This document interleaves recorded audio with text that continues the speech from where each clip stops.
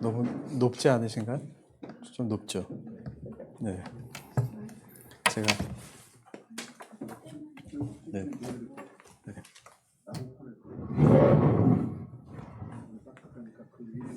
네, 괜찮습니다. 네, 이게 딱 좋을 것 같습니다. 제가 키가 큰 편은 아닌데 성경을 우리가 잠깐 봉독하고 말씀을 나누었으면 좋겠습니다. 신약성경 요한복음 2장입니다. 요한복음 2장 1절부터 11절입니다. 신약성경 144페이지 요한복음 2장 1절부터 11절입니다. 제가 한 절, 여러분이 한 절, 그리고 11절은 같이 읽도록 하겠습니다. 사흘째 되던 날 갈릴리 가나에 혼례가 있어 예수의 어머니도 거기 계시고 예수와 그 제자들도 혼례를 포도주가 떨어진지라 예수의 어머니가 예수에게 이르되 저들에게 포도주가 없다 하니 예수께서 이르시되 너희와 나와 무슨 상관이 있나이까 내 때가 아직 이르지 아니하였나이까. 그의 어머니가 하인들에게 이르되 너희에게 무슨 말씀을 하시든지 그대로 하라 하니라. 거기에 유대인의 정결 예식을 따라 두세 번 돌아가며 6시 모였는지라. 예수께서 그들에게 이르시되 항아리에 물을 채우라 하신즉 아귀까지 채우니 이제는 떠서 연회장에게 갖다 주라 하시매 갖다 주더니 연회장은 물로 된 포도주를 맛보고도 어디서 났는지 알지 못하되 물 떠온 하인들은 알더라. 연회장이 신랑을 불러 말하되 사람마다 먼저 좋은 포도주를 내고 취한 후에 낮은 것을 내보내 그들은 지금까지 좋은 포도주를 두었도다 하느냐. 11절 함께 읽겠습니다. 예수께서 이 첫 표적을 갈릴리 가나에서 행하여 그의 영광을 나타내심에 제자들이 그를 믿으니라. 아멘. 기도하겠습니다.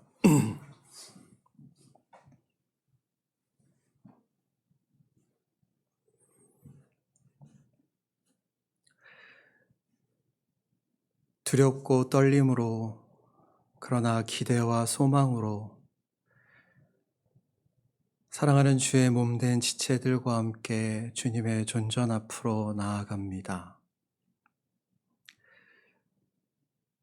지난 우리의 인생의 여정 가운데 베푸셨던 하나님의 다함이 없는 은혜를 기억하며 오늘도 말씀하시는 하나님 앞에서 은혜를 얻고자 우리의 인생을 향하여 말씀하시는 주님의 음성을 듣고자 하오니 이곳에 좌정하셔서 우리의 마음을 사로잡으시고 주님을 향하여 생명의 반응으로 나아가게 하시고 설교자의 비천함은 가리우시고 하나님의 말씀의 영광은 드러내셔서 저희 모두 주님으로 말미암아 함께 기뻐하며 살 소망을 얻으며 기대를 안고 우리의 삶의 자리로 돌아갈 수 있도록 인도해 주시옵소서. 성령께서 이 시간 닫힌 우리의 귀를 열어주시고 굳어진 우리의 마음을 깨트리시고 가리워진 우리의 눈을 여셔서 주님의 영광을 보게 하시고 주님의 음성을 듣게 하시고 우리를 향한 그치지 않는 주님의 그 사랑을 깊이 맛보아하는 시간이 될 수 있도록 인도하여 주시옵소서.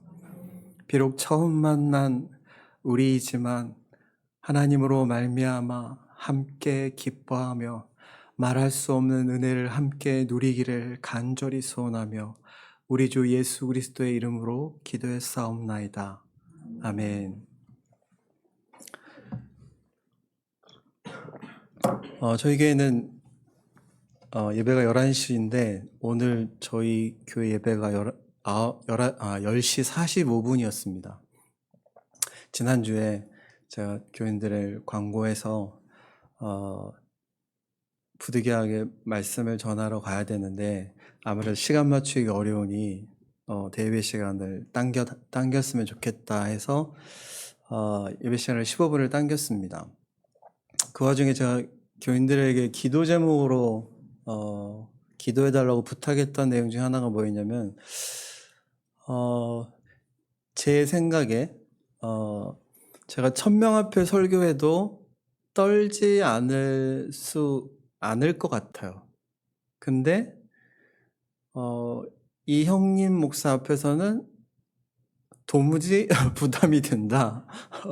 떨 것 같다. 제가 가장 1000명 앞에서 설교할 수도 있지만 이 형님 목사님 앞에서 설교하는 건 내가 굉장히 부담이 된다라고 성도들이 막 웃더라고요. 헤아려 줘서 많이 기도해 준 것 같은데, 제가 외부에 설교를 가면 이제 굉장히 다이나믹하고 재밌습니다. 보통 이제 주로 헌신 예배 설교를 저희 외부에 목사님들이 저한테 부탁을 많이 하죠. 그리고 오후에 가면 헌신 예배 때 설교는 뭐 대략 어떤 설교인지 나오잖아요. 그쵸? 저는 거기 가서 눈치 없이 제가 하고 싶은 설교를 합니다. 근데 왜 그러냐면 설교단에 서기 바로 직전에 이제 밑에 앉아 있으면 엄청 떨리거든요. 거의 저희 교회보다는 규모가 다 큰 교회니까. 그쵸? 그리고 낯선 분들이니까. 근데 하나님께서 그때 저에게 어떤 마음을 주시냐면, 여기 다시 오겠냐? 너가 여기 다시 오겠냐? 그러니 전할 걸 전해라.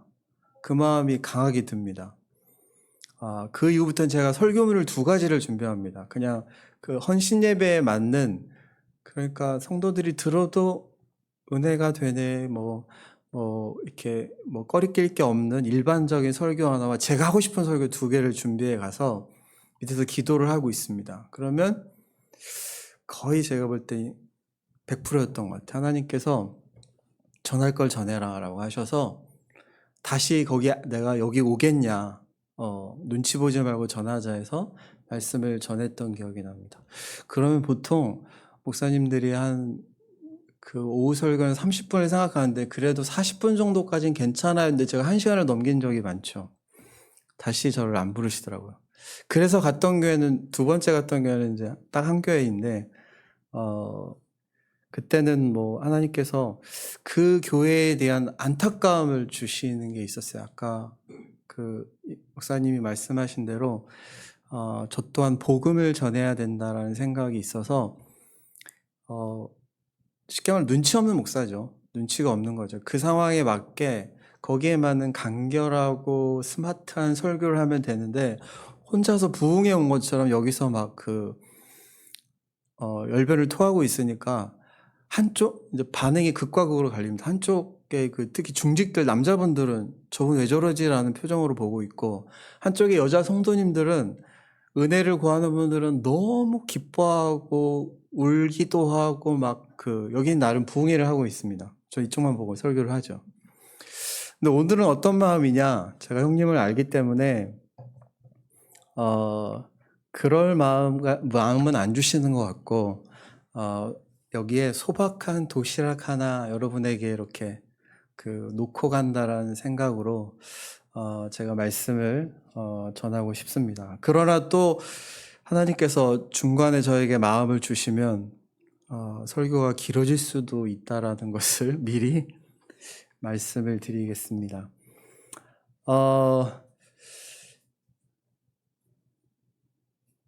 여러분은 세상을 어떻게 보고 계십니까?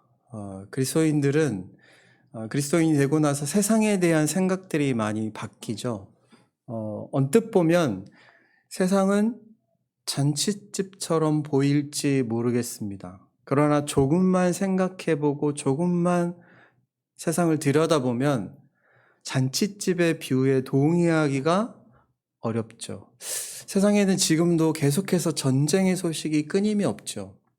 또 전쟁 발발의 불안함이 있죠. 또 정치의 소용돌이가 있고, 내정과 또한 정치와 인종과 피부색 등으로 갈라진 싸움이 일상입니다. 그리고 결국 모든 인생은 무엇으로 마감하나요? 죽음으로 인생을 마감하죠. 그렇죠? 그 죽음으로 인생을 마감하는 현실에 대한 두려움과 분노, 그리고 한없는 외로움과 적막함으로부터 자유로울 수 없게 합니다. 제가 수영을 다니는데 그 수영장에 계신 분들이 제가 목사인 걸 다 아셔요. 그래가지고 행동거지를 조심하고 있는데 한 나이 드신 분이 최근에 이제 제가 알게 된 어르신 한 분이 교회를 다니시진 않는데 저한테 그러시더라고요. 본인 옆에 갑자기 뜬금없이 본인 옆에 양평은 제가 사는 양평은 이제 전원주택이 많거든요. 전원주택을 1000평의 땅을 사서 전원주택을 40평짜리를 2층으로 해서 멋지게 지어놨는데 남자분이 아내와 함께 살려고 그렇게 짓고 정원까지 갖고 왔는데 6개월 만에 갑자기 돌아가신 거예요. 그러니까 아내가 그 상실감에 얼마나 더 외롭겠어요. 그래서 1년도 안 돼서 집을 팔고 다시금 서울로 올라갔다는 얘기를 갑자기 저한테 뜬금없이 하더라고요. 왜 그랬을까요? 목회자가 죽음과 굉장히 가까이 있다라고 죽음을 다루는 사람이라는 생각이 들었는지 그 얘기를 갑자기 하면서 인생 무상이라는 얘기를 하더라고요. 안타깝게도 우리나라는 제가 알고 한 6년인가 7년째 전 세계 자살률 1위를 기록하고 있습니다.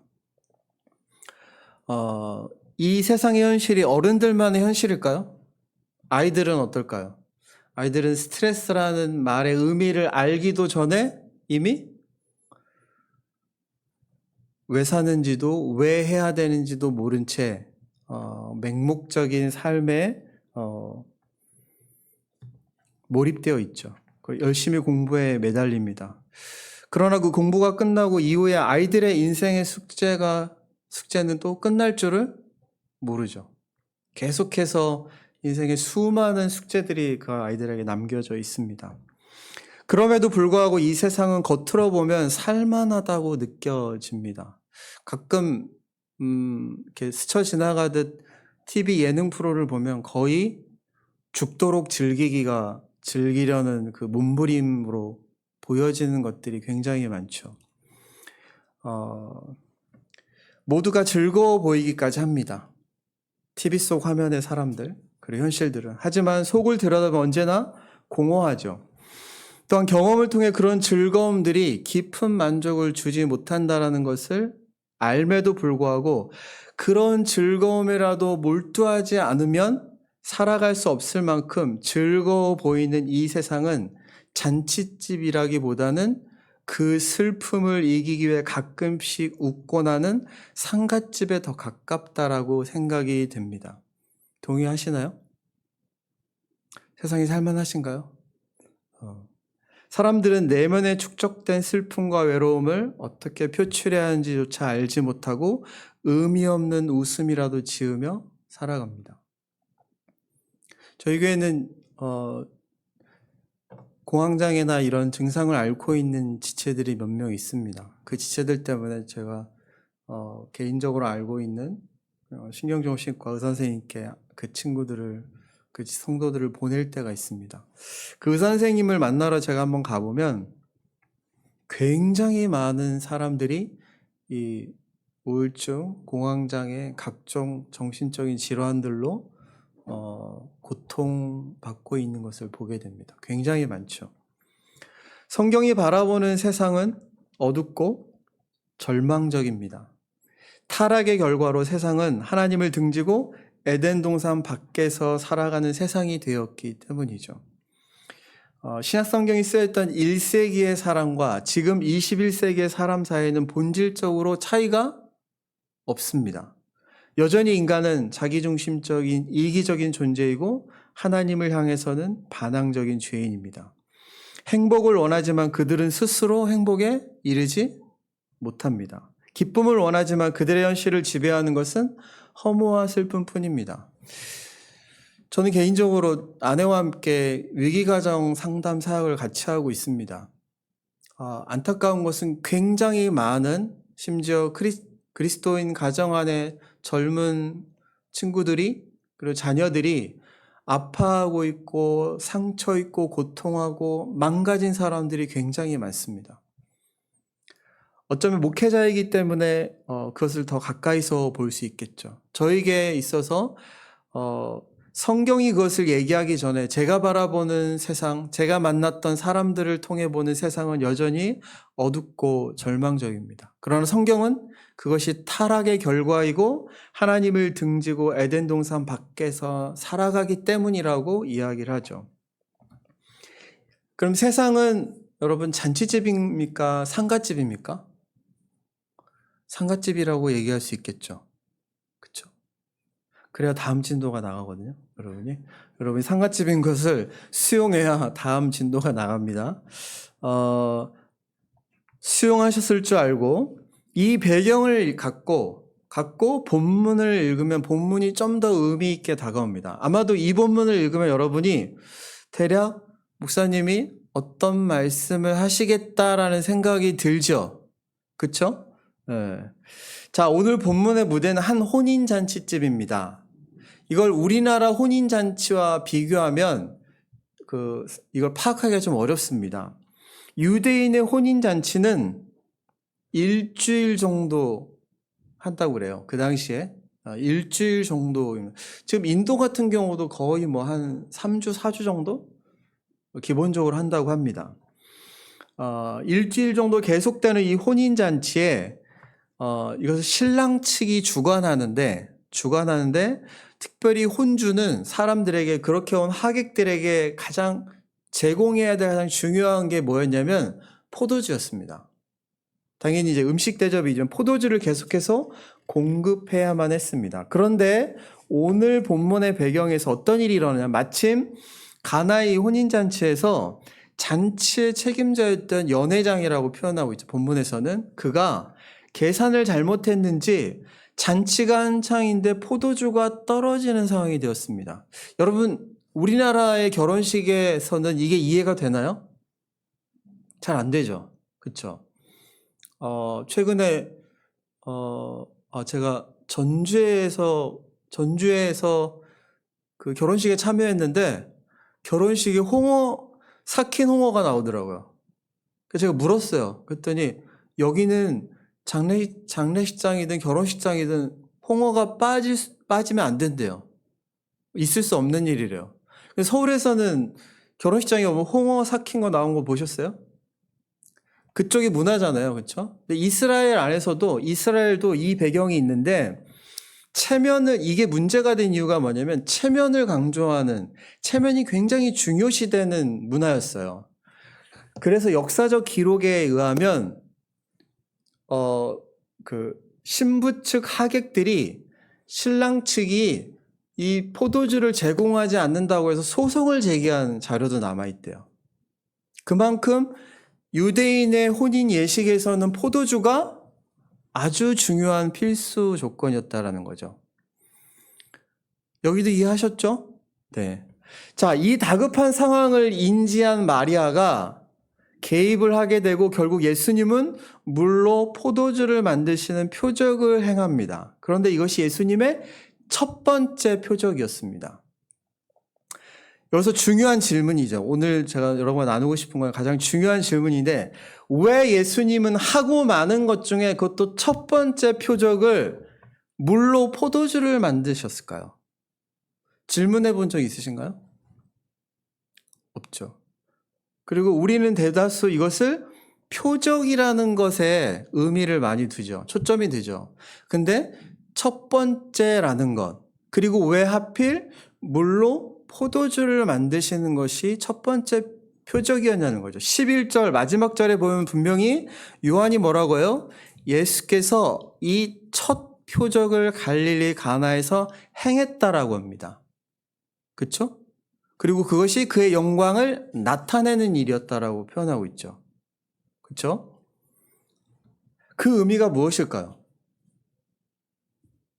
예수님이 왜 하필 물로 포도주를 만드는 일을 첫 번째 일로 행하셨을까요?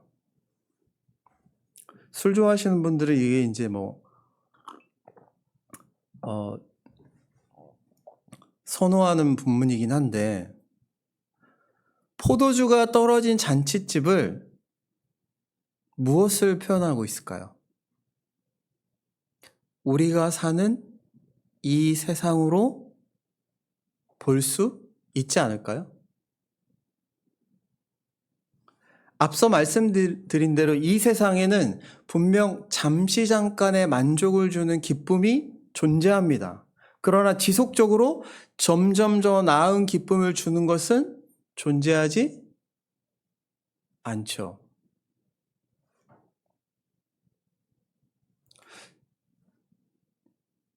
최근에 본 건데, 저의 인생에서 하나님께서 1000억대 자산가를 만나게 하신 적이 있습니다. 제가 한동안 평신도로 지냈을 때, 특별히 사역을 하지 않고 지냈을 때 1000억대 자산가를 만난 적이 있습니다. 아마 하나님께서 평생 네가 못 만날 사람인데 이런 사람을 만나서 돈이 인생의 거의 하나님의 자리를 대신하는 이 돈이 차고 넘치는 사람의 삶을 한번 가까이서 들여다봐라라고 하신 것 같아요. 그분이 왜 저랑 친했는지 모르겠어요. 그분하고 있는 건 제가 한 번도 밥을 산 적이 없어요. 그게 안 돼가지고. 네. 여러분 아십니까? 큰 백화점, 롯데백화점이나 이런 데를 가면 여러분과 제가 차를 타고 가면 안내하는 사람이 어디로 인도해요? 지하로 인도하죠. 그쵸? 거의? 근데 그 백화점 앞에 주차장이 있다라는 거 아십니까? 거기 특별한 VVIP가 가면 나와서 문을 열어주고 차 키를 받아 거기다가 차를 대줍니다. 저희 차는 가면 경차긴 했는데 저 지하로 이렇게 더 지하로 내려가라고 하죠. 그리고 바로 라운지로 갑니다. 라운지에 가면 매장을 들여다닐 필요도 없어요. 각 명품 매장에서 옷을 갖고 올라옵니다. 여러분이 아마 드라마에서 봤을 거예요. 저는 실제 그 자리에 있어봤거든요. 갖고 와요. 음료수도 무제한입니다. 그럼 거기서 바로 픽을 합니다. 그런 세계에 사는 사람들이 있잖아요. 그렇죠? 만약에 여러분이 30억이 있다. 이 30억이 있는 사람이 50억 있는 사람한테 물었어요. 진짜로. 내가 30억이 있고 넌 50억이 있는데 여러분 30억 있으면 살만하지 않을까요? 그렇죠? 네. 30억인 사람, 50억인 사람한테 그랬어요. 뭐가 좋든 뭐가 다르든 물어보니까 50억 있는 사람이 30억 있을 때보다 조금 불안함이 덜해 이랬대요. 저는 그게 아주 정확한 거라고 봐요. 제가 봤던 1000억대 자산가를 보면서 느낀 게 뭐였냐면 우리보다 불안함이 약간 덜해요. 왜요? 커버할 수 있다고 보니까 돈으로.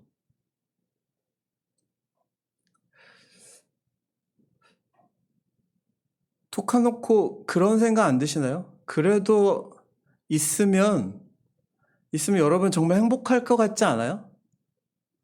너무 행복할 것 같지 않아요? 저는 그럴 것 같아요. 근데 실제로 그런 사람들의 삶을 들여다보고 제가 가까이서 보니까 그때 알았던 게 뭐냐면 그들의 삶 속에 지금 제가 말한 잠시 잠깐의 만족이 있지만 그것이 우리가 생각하는 것 이상으로 크지 않고 지속적이지 않더라라는 거죠. 궁금하시면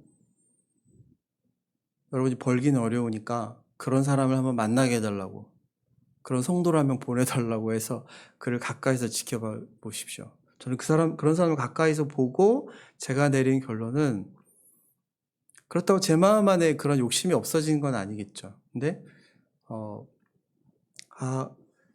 지속적이지 않구나, 일시적인구나라는 것을 보았습니다. 세상에는 늘 잔치가 열리는 것 같지만 그 잔치들은 잠시 즐기고는 이내 포도주가 떨어져 버린 잔치집일 뿐입니다. 이것이 인간의 딜레마죠. 주님은 포도주가 떨어진 잔치집에서 물로 포도주를 만드셨습니다. 이것은 예수님께서 이 땅에 메시아로 오신 목적을 가장 잘 보여주는 표적이기도 합니다. 성경에서는 기쁨을 가장 상징적으로 보여주는 게 포도주죠. 잔치와 파티에 포도주가 빠진 건 있을 수 없는 일입니다. 그들에게 있어서. 그러나 포도주가 떨어진 잔치집은 기쁨을 잃어버린 세상을 가장 잘 보여주는 비유입니다.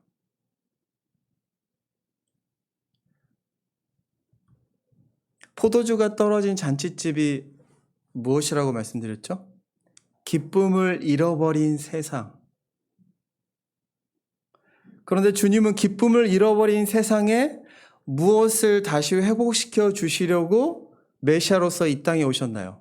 그 기쁨을 회복시켜 주시려고 이 땅에 오셨습니다.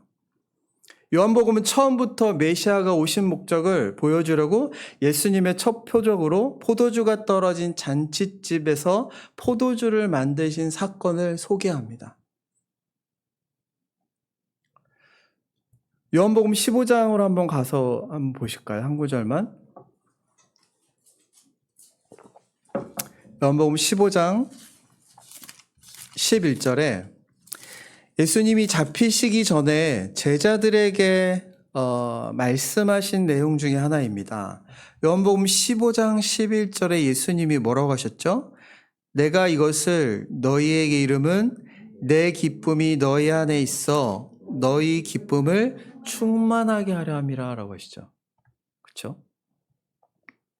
더 깊은 이해를 위해서 이 구절과 함께 더 깊은 이해를 위해서 하나님께서 세상에 사람을 창조하신 목적이 무엇입니까? 이걸 돌아봐야 돼요. 이걸 우리와 같은 장로교인들이 이걸 잘 질문하지 않는데요. 누가? 왜냐하면 예전에 칼빈 선생님한테 누가 하나님이 세상을 창조하시기 전에 어떠셨나요? 뭘 하셨나요?로 물으니까 너같이 쓸데없는 질문하는 애를 위해서 지옥을 만들고 계셨다 이랬다는 말 때문에 실제 칼빈이 그 얘기를 했는지 모르겠어요. 그러나 그것 때문에 저희 전통 안에서는 하나님이 세상을 창조하신 목적에 대해서 별로 궁금해하지 않고 배우질 않아요. 제가 이것을 전했던 대다수의 교회 교인들이 제가 갔던 대다수의 이 말씀을 전했던 교인들이 이것에 대해 배운 적이 거의 없더라고요. 그런데 분명히 성경은 하나님이 세상을 창조하신 목적을 분명하게 보여줍니다. 하나님은 영혼 속에서 삼위 하나님 안에서 누리는 완전한 기쁨을 나누어 주시려고 사람을 창조하셨습니다. 이게 우리로서는 이해하기 힘든 거예요. 왜냐하면 우리는 불완전한 존재잖아요. 완전한 존재, 성부, 성자, 성령 하나님이 완전한 존재 안에 교제가 있었다면 그 기쁨은 거의 폭발하듯이 넘쳤다라는 거죠. 근데 그 기쁨의 성향이 어떠냐면 누군가에게 이것을 나누어 주려고 하는 거예요. 수용이 잘 안 되시죠? 예를 들을게요, 여러분. 하나님의 은혜를 깊이 받았어요. 하나님께서 내 인생을 보듬는다라는 거, 하나님이 내 인생을 인도하고 계시고 그분이 내 인생의 참 주인이시라는 것, 그것을 그 폭발한 듯한 은혜를 누렸어요. 누리고 나서 여러분 안에 나타나는 가장 강력한 그게 하나님이 주신 은혜라는 증거가 뭘까요? 나눠주고 싶죠. 그쵸? 아파하고 고통하는 자를 위해 나아가요. 고통하고 상처 있고 낮은 곳에 있는 자에게 나아가요. 왜요? 하나님이 우리에게 부어주신 사랑이 삼위 하나님 안에서 넘친 그 사랑의 성향이기 때문에 이 사랑이 어떻게 내 안에서 꿈틀대냐면 고통하는 사람에게 나가는 거예요. 그러니까 그리스도인이면서 은혜를 누리면서 공동체 안에서 특별히 사랑으로 이게 나가지 않는다. 그러면 그 은혜에 대해서 고민해 봐야 돼요. 하나님이 우리에게 부어주신 우리 안에 베풀어진 이 사랑은 우리 안에서 꿈틀대요. 어디로 가려고? 낮은 자에게 흘러가려고 꿈틀대요. 그래서 사랑하게 되는 거예요.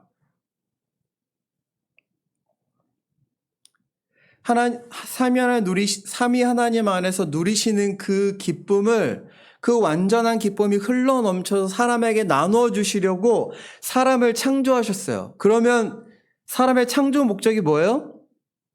하나님이 주시는 그 기쁨, 저 정확히는 하나님으로 인한 그 기쁨을 주셔서 하나님을 즐거워함으로 그분을 영화롭게 하는 것이 하나님께서 우리를 창조하신 목적이에요.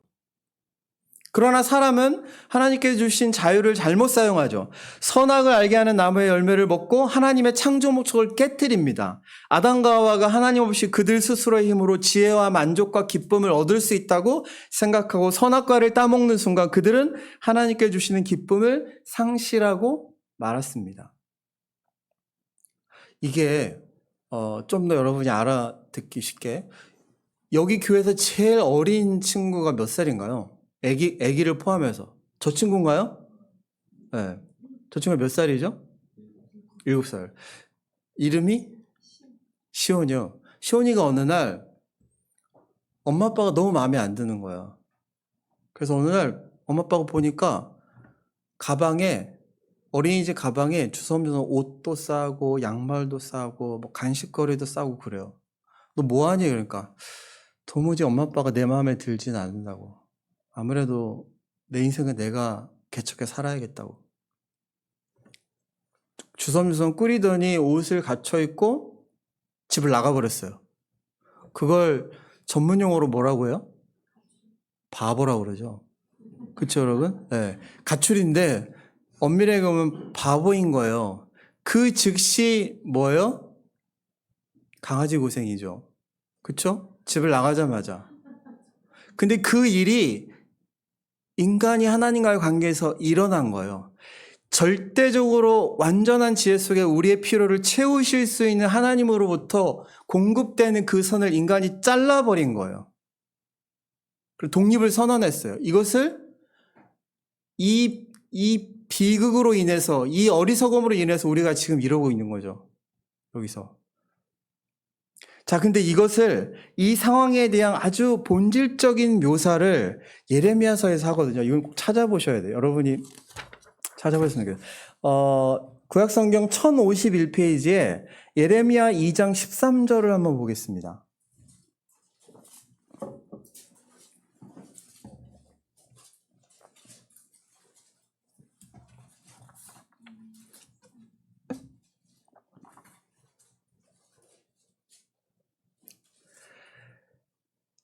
사람의 창조 목적이 뭐였다고요? 삼위 하나님에서 누리는 완전한 기쁨을 나눠주시려고 했는데 인간이 그것을 거부했죠. 그렇죠?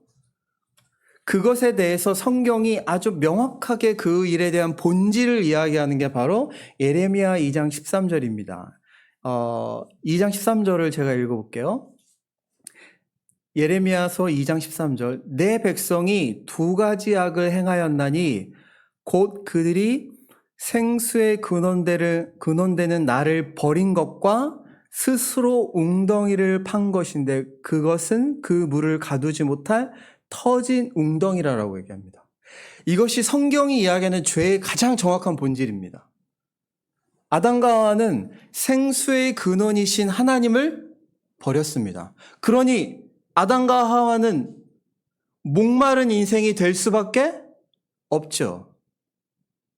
여러분, 이 주님을 믿고 신앙생활을 하신 이유가 뭐예요? 행복하고자 한 거죠. 불행하고 고통스럽고 목마르고 아파하고 힘들고 어려웠습니다. 그런 우리가 주님을 만나서 감격도 있겠지만 우리 인생의 그 목마름이 해결됩니다. 인생의 의미도 하나님께서 우리에게 가르쳐 주시고 때로는 복음을 통해 하나님의 사랑을 우리에게 가르쳐 줍니다. 그때 우리는 행복을 느낍니다. 그러나 목이 마른 인생은 스스로의 힘으로 웅덩이를 팠죠. 그들이 파는 웅덩이는 물을 담을 수 없는 터진 웅덩이였다라고 예레미야가 이야기하죠. 아담의 후손들이 하는 모든 일은 이 범주를 벗어날 수가 없습니다. 이 땅에 하는 인간이 하는 모든 일들은 이것을 벗어나지 않습니다. 인생의 비참함을 이보다 더 잘 보여주는 말씀이 있을까요? 너무 슬픈 지적이죠.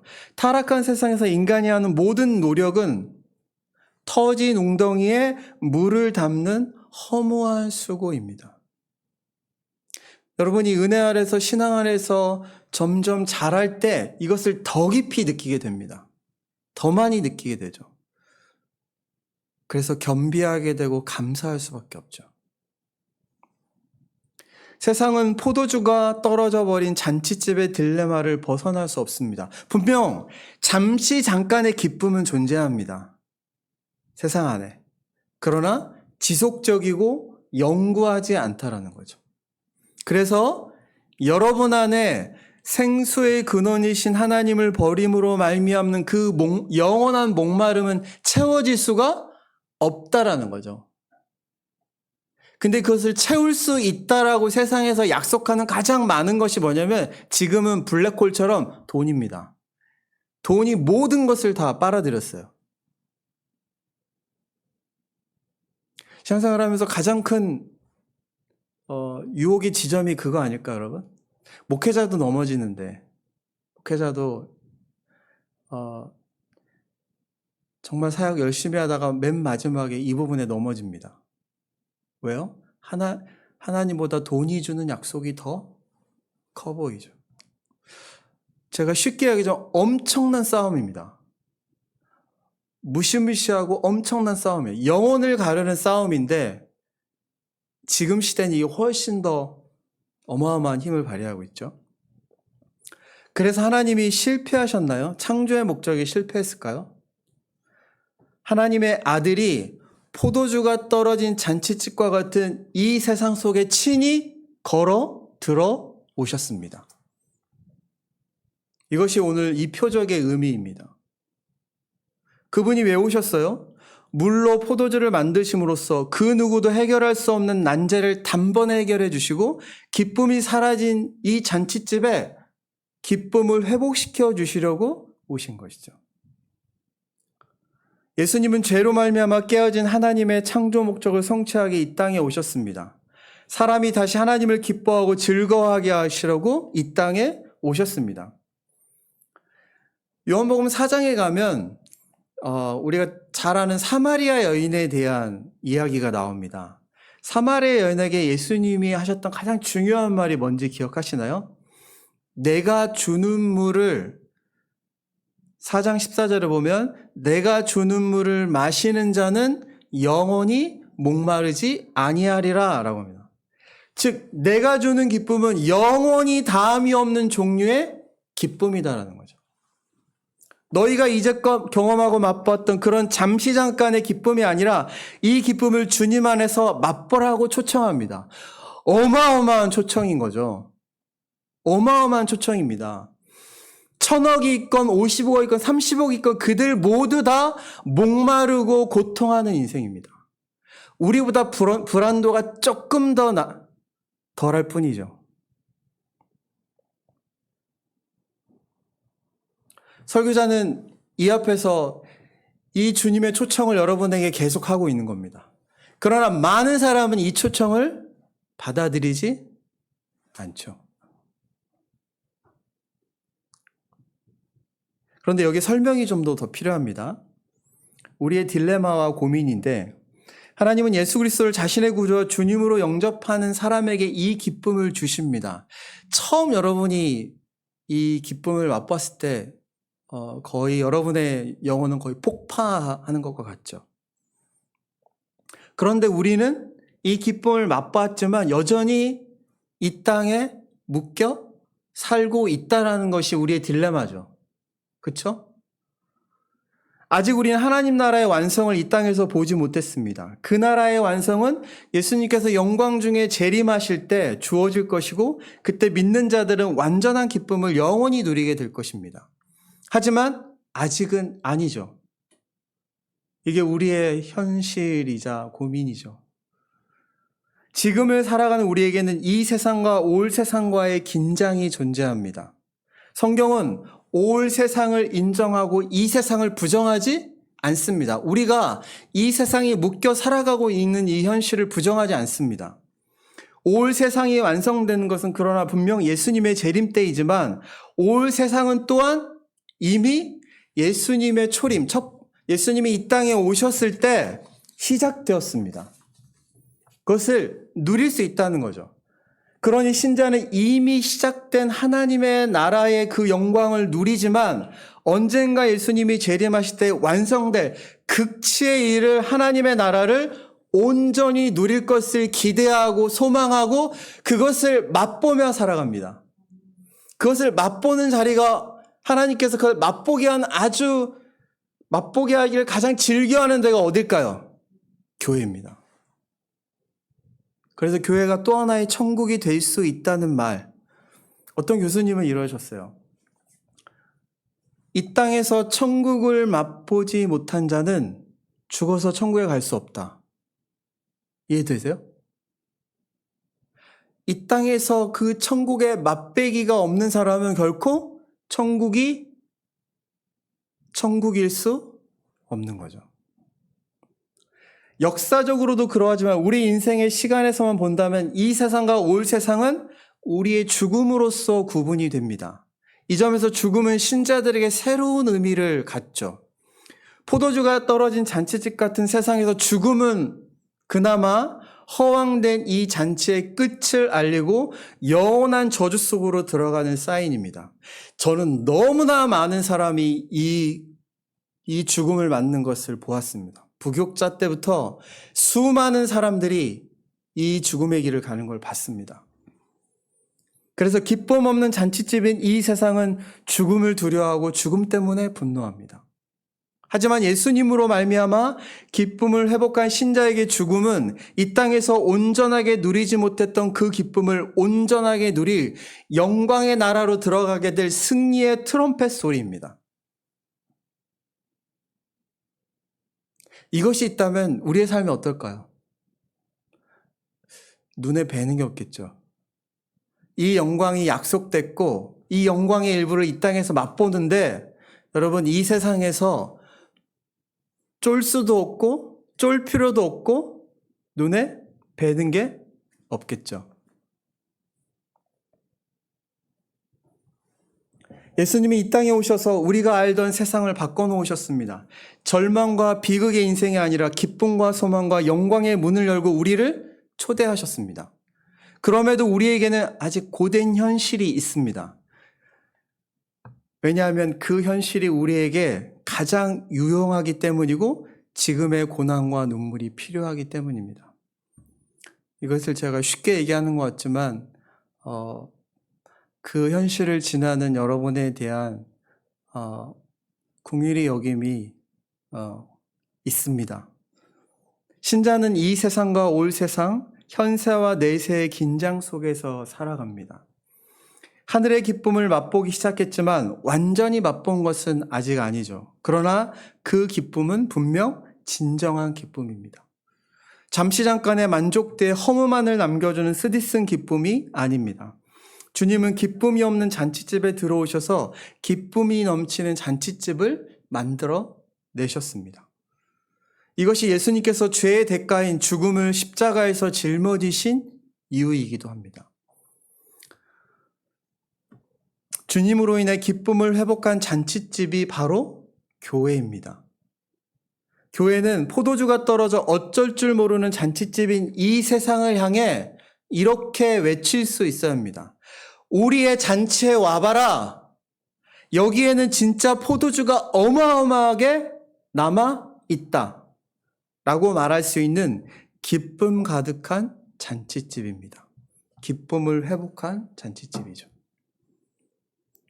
학자들에 의하면 주님이 만드신 포도주의 양이 지금 여기서 돌 항아리 6이 놓여있고 그것을 가득 채웠잖아요, 여러분. 이것을 그 당시에 고고학 자료 발견되어진 돌 항아리들과 함께 해보니까 한 집에서 벌어지는 잔치에 소비하기에는 불가능할 만큼의 포도주 양으로 봅니다.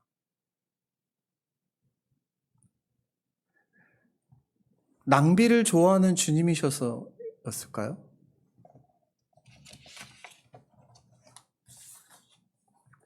주님의 풍성함을 드러내시는 겁니다. 결코 소진할 수 없는 포도주를 주신 것이죠. 주님이 교회에 두신 기쁨은 결코 소진되지 않을 것입니다. 아무리 많은 사람이 들어와서 아무리 오래도록 마셔도 다함이 없을 만큼의 양이 우리에게 있습니다. 또 기억합시다. 포도주는 이제껏 맛본 포도주와 비교할 수 없는 맛으로 본문이 이야기하고 있죠. 더 나은 포도주였습니다. 이 포도주는 언제나 이전보다 나은 품질을 보장합니다. 어제보다 오늘이, 오늘보다 내일 맛보게 될 기쁨은 언제나 이전의 기쁨을 능가하는 것이 될 것입니다.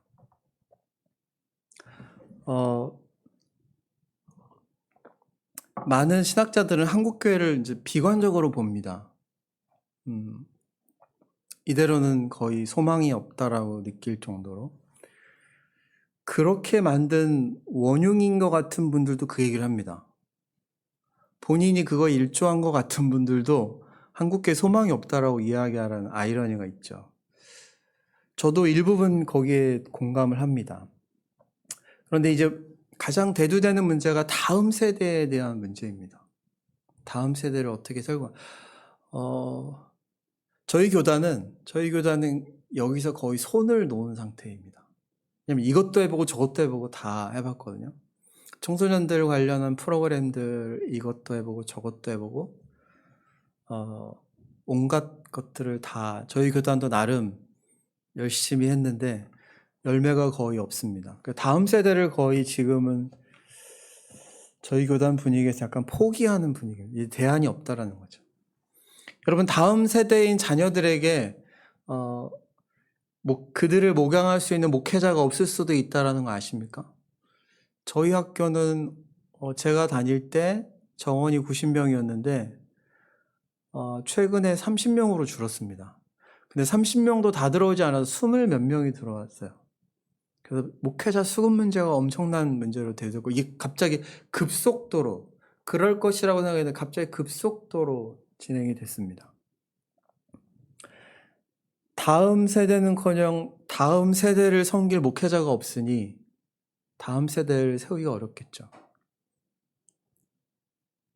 어떻게 해야 될까요, 여러분? 여러분의 고민 속에서는 이걸 어떻게 풀어내야 될까요? 저는 다음 세대 자녀들을 볼 때 그런 생각을 합니다. 이게 이제 가정과 교회가 가장 결정적인 영향을 미치고 특별히 가정에서 영향력이 큰데요. 자녀들 모두 목마른 인생입니다. 그렇죠? 그 세상이 말하는 그 가치와 보여지는 그것을 따라 가봐야 아이들의 인생이 목마른 인생입니다. 그런 아이들에게 이 기쁨으로, 이 행복으로 초대해야 됩니다. 너가 구했던 게 그거야? 그 정도야? 하나님 앞에 나와봐. 그것과는 비교할 수 없는 가치와 기쁨과 행복이 여기 있어. 그것으로 초대하지 않는 한 다음 세대를 어떻게 붙들 수 있을까요? 근데 이것은 이제 가정 안에서 부모가 이것을 보여줄 수 있어야죠.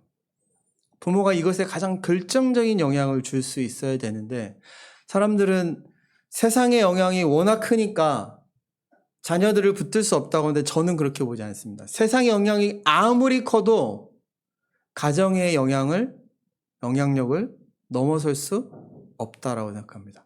왜냐? 제가 만난 아이들 대다수는 세상에 더 많은 시간을 보내는데 세상에 상처받은 게 아니라 부모에게 상처받아서 인생이 망가진 아이들이 많습니다. 그 이야기는 가정 안에 부정적인 영향이든 긍정적인 영향이든 그것이 세상보다 훨씬 더 크다라는 거죠.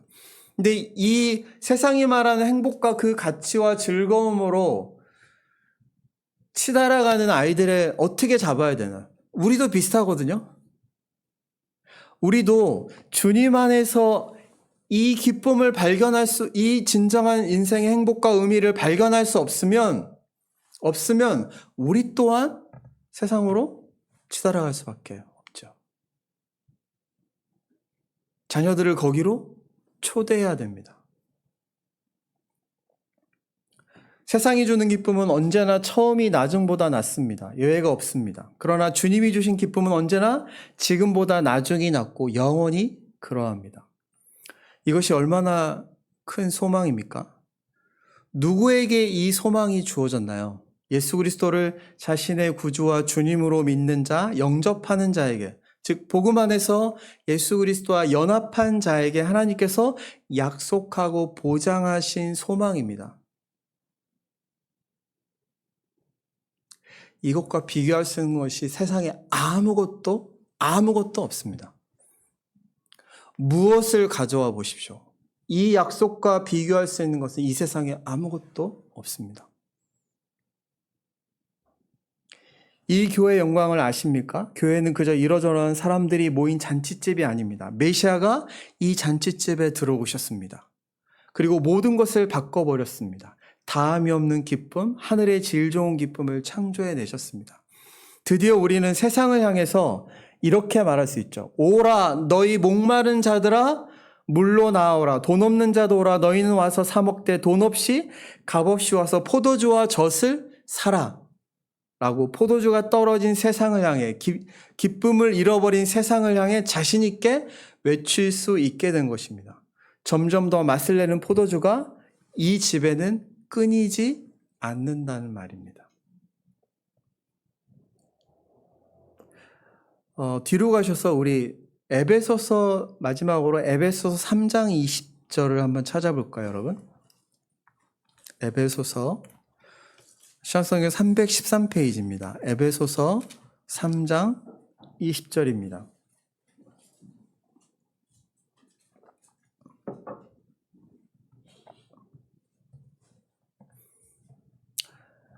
(3장 20절) 우리 가운데서 역사하시는 능력대로 우리가 구하거나 생각하는 모든 것에 더 넘치도록 능히 하실 이에게.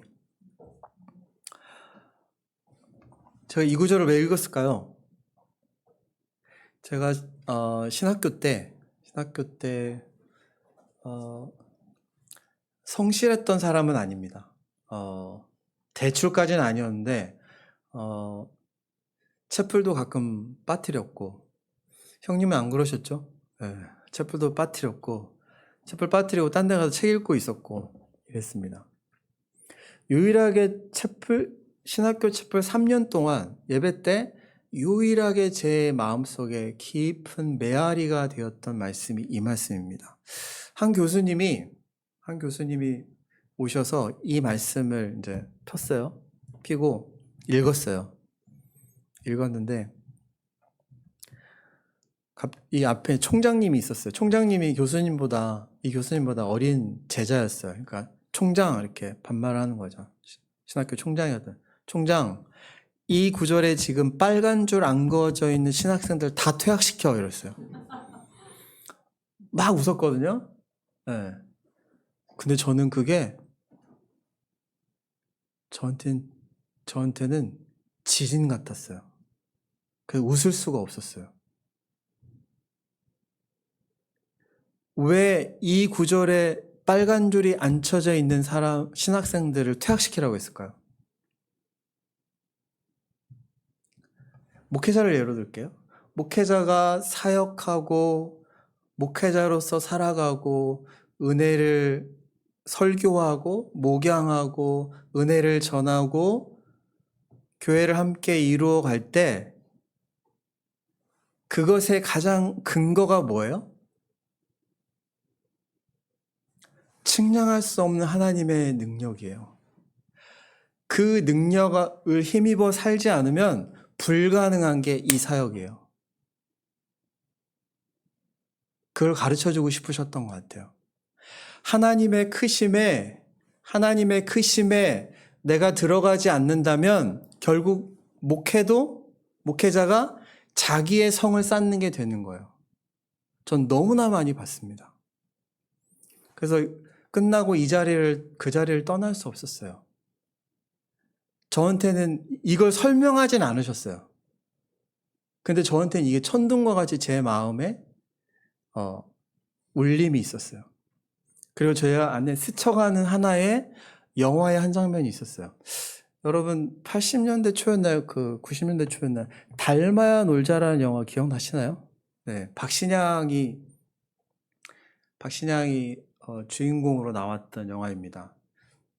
스토리가 어떻게 되냐면 조폭들이 5명인가 조폭들이 세력 다툼에 밀려서 조폭 2명이 박신양이었습니다. 밀려서 절로 들어갔어요.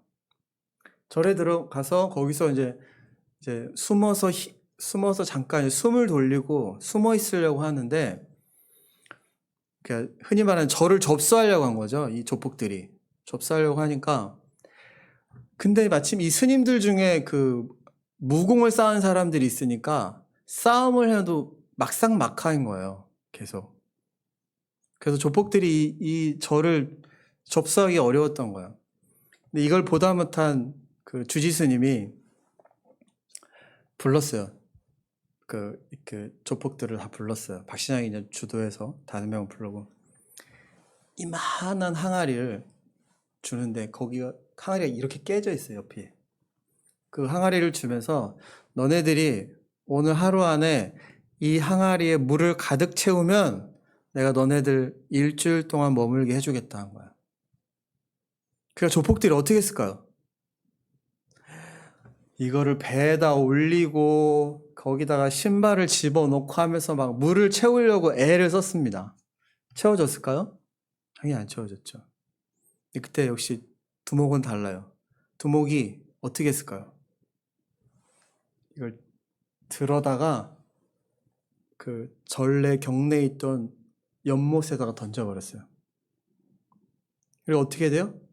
가라앉으면서 거기에 물이 가득 채워졌죠. 그래서 일주일 동안 머물게 됐어요. 근데 그 박신양이 주지스님한테 물어봐요. 스님, 왜 저희 같은 사람들을 받아주셨습니까? 그러니까 그 스님은 그냥 너네를 내 마음에 던졌어 이러죠. 제가 스님이 얘기를 해서 죄송해요. 설교단에서. 저는 그게 그때 채플이 끝나고 내리 속에서 제 아주 명확하게 그 장면들이 남았어요. 저희 교회는 제가 개척할 때 개척하기 직전에 왜 그 기도를 했는지 뭐 하나님의 은혜 역사겠지만 개척하기 바로 직전에 개척을 생각한 건 아닌데 개척하기 바로 직전에 있던 부교육자로 있던 교회에서 가정에 깊이 상처받은 사람들이 많았었어요. 그래서 목사님이 시키면 귀신론에 빠지셨어요. 그러니까 여러분이 이게 보편적으로 말씀을 듣고 서로 교제하고 나누며 이렇게 가기에는 사람들의 상처가 깊으니까 그런데 쉽게 빠져드는 거예요. 그걸 안타깝게 막 결국 그 교회는 많은 사람들이 떠나고 교회는 이렇게 귀신론을 따르는 아주 이렇게 교회가 약간 무당집 같은 느낌의 교회가 되어버렸어요. 저는 거기 어쩔 수 없이 나오게 됐는데 나오기 직전에 제가 새벽에 기도를 하는데 하나님께서 저에게 그런 기도를 시키시더라고요. 이렇게 고통하고 아파하고 깨진 사람들을 저의 교회에 보내어 주십시오. 그 기도를 안 했어야 돼요. 그 기도에 하나님께서 너무나 신실하게 응답을 해주셨어요. 그래서 엄청난 강적들이 개척 초부터 저희 교회에 왔어요. 저희가 전도한 것도 아니고 오라고 한 사람도 아닌데 굉장히 많은 가정이 왔어요. 그것 때문에 이제 저랑 아내가 굉장히 힘들었죠. 최근에도 3달 전에 온 한 부부가 있었습니다. 여러분 모두 다 사연이 있겠지만 있으실 거예요. 근데 이 여자분도 이제 50대 중반 정도 되신 분인데 이 여자분도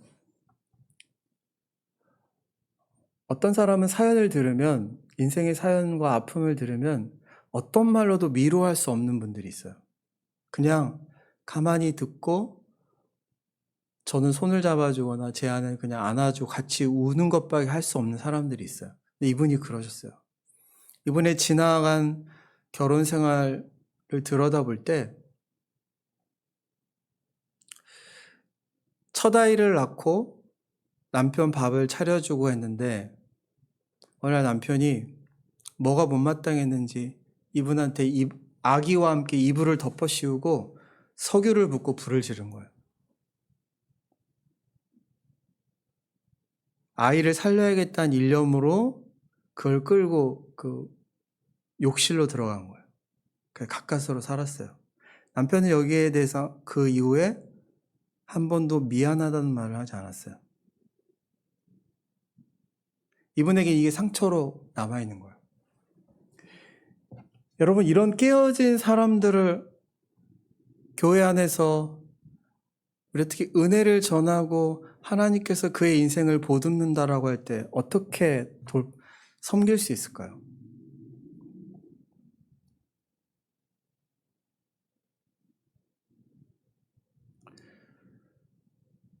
지금 그분한테는 제가 아무 말도 못하고 있어요. 그냥 기도하고 있다라는 말만 전했고 오늘 교회를 오지 않으셨어요. 떠나실 것 같지는 않은데 근데 그 한 인생이 참 안타까워서 제 아내도 울고 저도 울었어요. 근데 제가 경험한 하나님의 은혜는 그래요. 저도 깨어지고 망가진 사람이었거든요. 그리고 신학생으로서, 목회자로서, 남편으로서도 썩 괜찮게 산 사람은 아니에요. 허물이 많아요. 근데 여기까지 올 수 있었던 유일한 이유가 있다면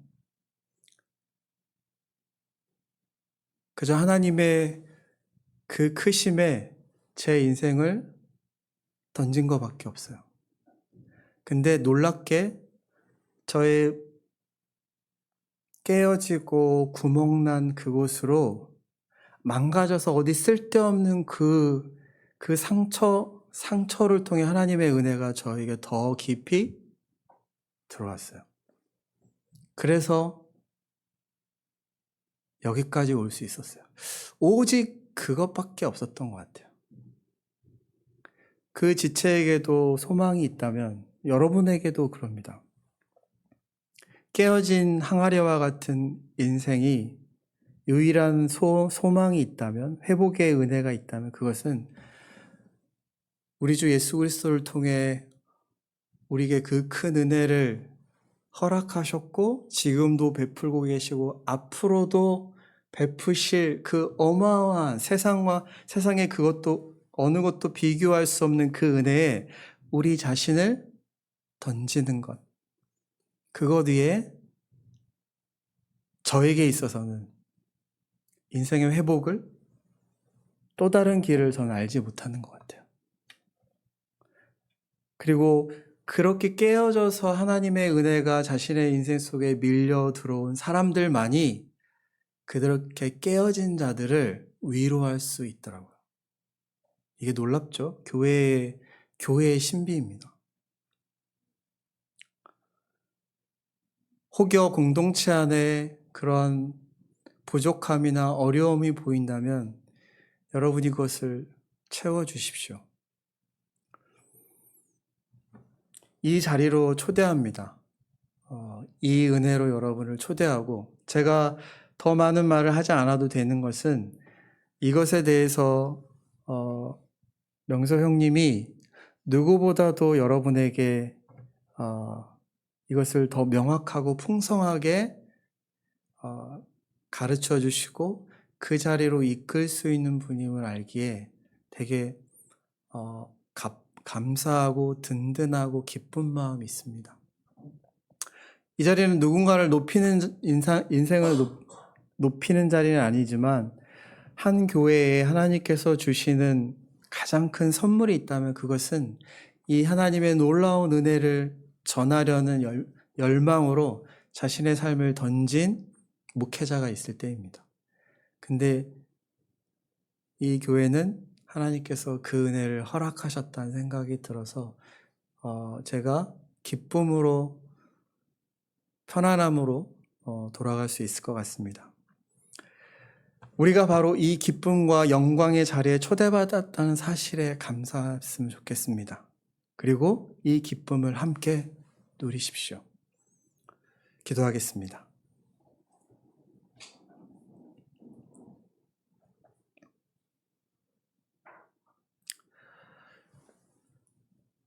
너희 목마른 자들아 물로 나아오라. 돈 없는 자도 오라.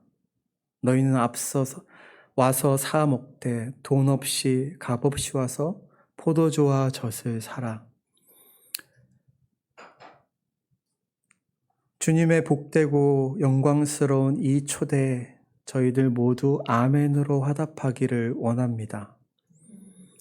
생수의 근원이신 하나님을 버린 이 어리석음으로 인해 어둡고 절망적이며 공허한 세상 속에서 살아가는 이 비참한 인생들을 위해 잃어버린 기쁨을 다시 회복시켜 주시고자 이 땅에 오신 주님을 참으로 믿고 의지합니다. 결코 소진되지 않을 다함이 없을 그 풍성한 기쁨을 저희 모두가 누리게 하여 주십시오. 이미 시작된 하나님 나라를 누리지만 언젠가 주님의 이 땅에 오심으로 완성될 하나님의 나라를 온전히 누릴 것을 기대하고 소망하며 살아가게 하여 주십시오. 고된 현실 속에서 절망과 비극이 아닌 기쁨과 소망과 영광을 맛볼 수 있도록 도와주십시오. 이 다함이 없는 기쁨을 사랑하는 주의 몸된 교회 가운데 허락해 주십시오. 주의 몸된 이 교회 위에 이 놀라운 진리를, 주님의 이 풍성한 은혜를 세상 그 무엇과도 비교할 수 없는, 말할 수 없는 기쁨과 이 행복을 더욱 풍성히 이곳에 베풀어 주시고 그것을 전할 수 있도록 설교자를 붙들어 주시고 그의 전함을 통해서 사랑하는 주의 몸된 교회가 이 은혜를 더욱 풍성히 누림으로 참으로 주님 앞에 행복한 공동체가 되기를 원합니다. 특별한 하나님의 은혜와 섭리를 사랑하는 교회에 허락해 주셔서 함께 서로를 보듬으며 주의 은혜를 나누며 그렇게 세워져 가며 하나님 보시기에 합당한 공동체가 되어갈 수 있도록 인도해 주시옵소서. 특별히 사랑하는 주의 종과 그의 아내를 기억해 주셔서 두 분의 섬김과 사역이에 더 풍성한 은혜로 함께 해주시고 붙잡아 주셔서 주님이 주신 힘으로 그 기쁨 속에서 이 사역을 감당하며 주께서 맡겨주신 양떼를 주님의 마음으로 보듬고 갈 수 있도록 인도해 주시고 성령께서 이곳에 함께 해 주셔서 놀라운 은혜를 베풀어 주시기를 간절히 소원합니다. 예수 그리스도의 이름으로 기도했사옵나이다.